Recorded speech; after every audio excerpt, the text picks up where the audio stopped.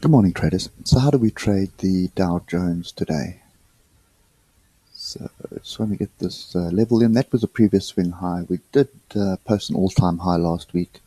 And what is concerning at the moment is on the weekly we are very, very overbought.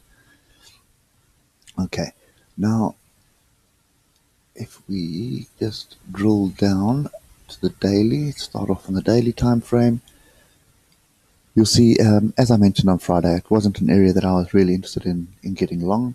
And you can see Friday's pattern was a indecision doji bar, fairly long tail to the upside. So there were sellers in here. They were selling off the all-time high, major level. And yeah, so if we drill down further, so you'll see if we look at the hour, the break below the alligator has indicated that we have a potential trend change. Now, for me, we need to get the confirmation. So in other words, we need to test the break, and this level here of 26700 is the breakout area for me. That's this tail and these tails here. So I would expect price to come back up, test this level, and if that test is successful, then you're looking for a further move to the downside. And I would argue there's a fairly good possibility of us getting back to 26,500 area. Okay. If we look at the oscillators, though, we are sort of in the oversold territory on the hour, and on the 4 hour, we have only just started our move to the downside. Okay, so that's kind of what I can see, and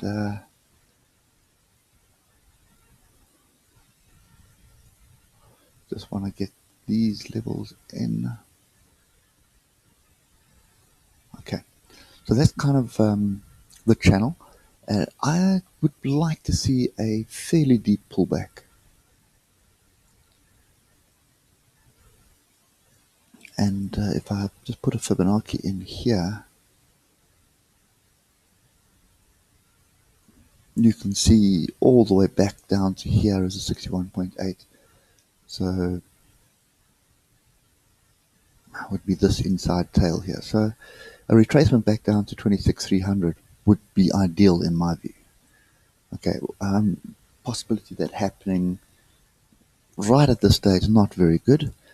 And I suspect we may just move sideways to downward and then find support somewhere in this area before making another attempt at an all-time high. Okay, so let's just get rid of that. Let's get down to a part that we can trade. Okay, so I'm looking at the 30-minute chart, and yeah, we do have a potential trend change. Okay, and I would also expect that this measured move plays out. Put another line in here. Okay, so that's pretty much what I'm looking for. I'm looking for price to continue on this downward move, then find some support, and at that point it will be worthy of another long. And I think that's exactly what I'll be waiting for on the Dow Jones. I'm not really interested in trading this thing short. You can if you want to, but just keep your stops very tight. And bear in mind that a short is going to be a scalp. Okay, so the only thing that's actually going to confirm a short scalp is a retest of 26,700 and hold 26,700. Okay, so if we, in other words, we have bounced here, but we haven't come back to this level. So I would expect us to bounce again, find some resistance here, and then move to the downside. Okay, and then I want to look at these levels. So I want to look at, what is this? This is 26,600, and then the next level I want to watch is 26,500. Let's move it on to there. Yeah, so it's 26,500, 25,600. Okay, those are the two levels that I want to watch. And obviously, 26,600 is the measured move of the breakout of this consolidation pattern from Friday. Okay, so that's kind of what I'm looking for. I just scroll down to the 12 minutes. You'll see we are finding support on the 12-minute 200 moving average at the moment. So it is also possible that we find support somewhere along this downward trend line and actually move up, having an attempt at this breakout, but may even get above it and hold, closing the gap and then looking to get higher. Okay, that's also very possible. And what we do have is we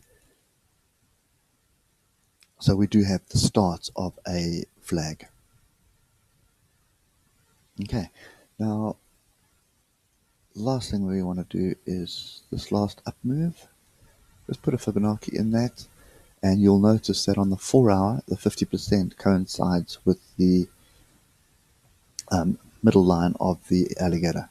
Okay, so this red line, which is our teeth, is the line that I normally use as a yardstick. So when I see a trend change, I want to see this level being broken and tested. What I mean by that, you can see here we broke down, and you would have expected a retest. We got a bit of a retest, but it broke through the retest and continued the trend. So that's why I say, the trend is up. You're only looking to trade up, and you're looking to buy every retracement. If we do pull back and we're below the alligator, and then we sort of moved back to the upside, it's worthy of taking the long.